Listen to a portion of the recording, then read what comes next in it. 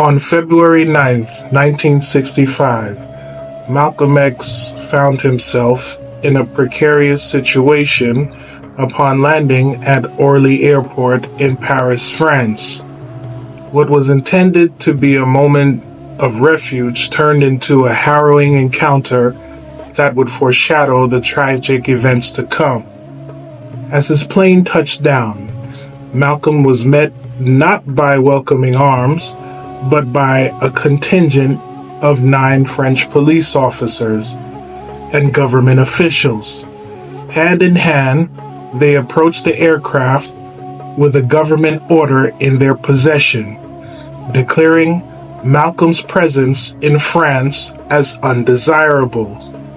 However, they offered no explanation for this alarming decree.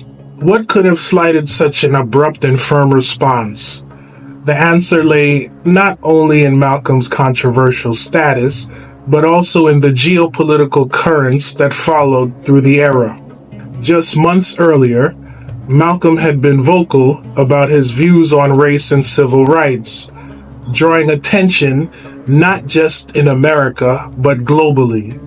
His advocacy for Black rights and his efforts to internationalize the African American struggle were becoming increasingly potent, alarming many in positions of power. What transpired next was a chilling revelation. In April 1965, shortly after Malcolm's assassination, journalist Eric Norden spoke with a high-ranking North African diplomat.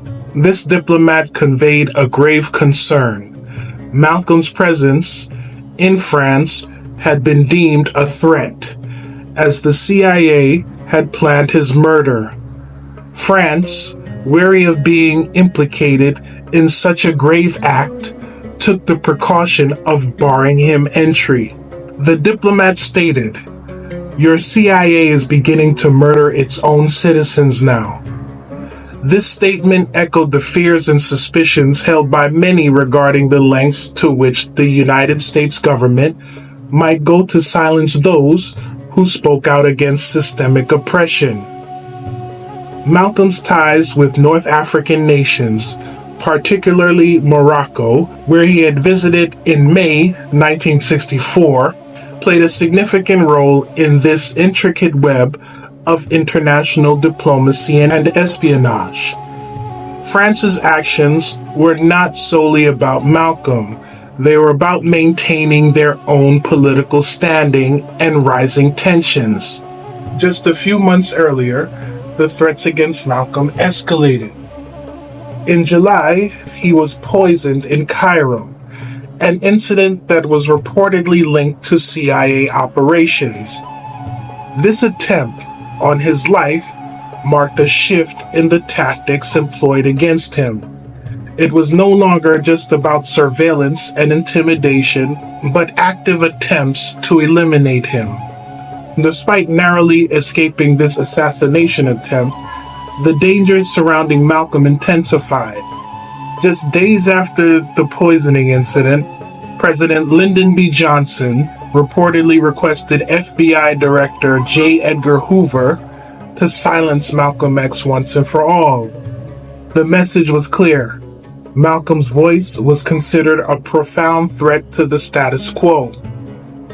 As February 1965 approached, it became evident that a final decision had been made regarding Malcolm's fate.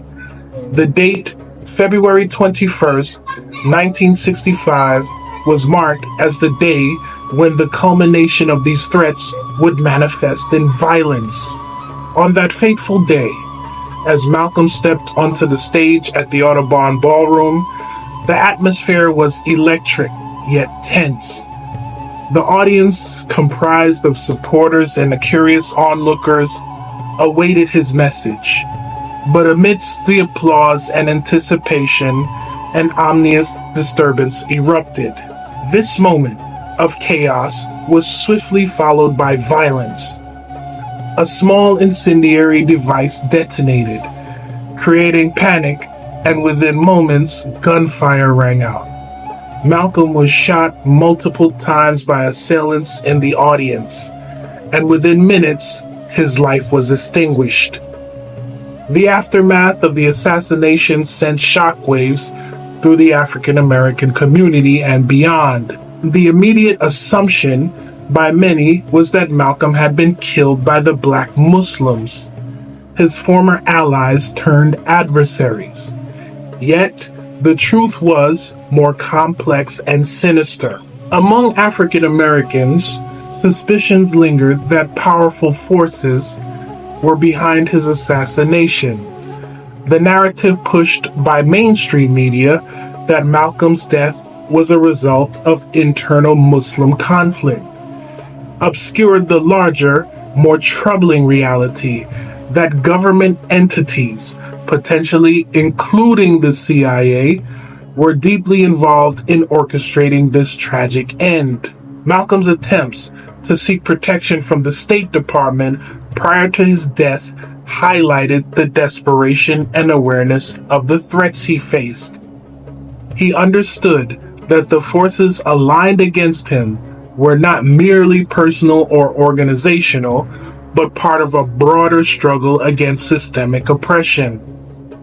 In retrospect, the incident in France serves as a critical juncture in Malcolm's life, a moment that revealed the precariousness of his existence amidst the geopolitical tensions of the 1960s.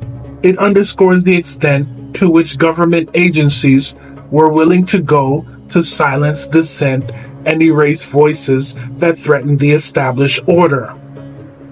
Reflecting on Malcolm's legacy, we must remember the risk he took in speaking truth to power and the lengths to which those in power would go to maintain their dominance.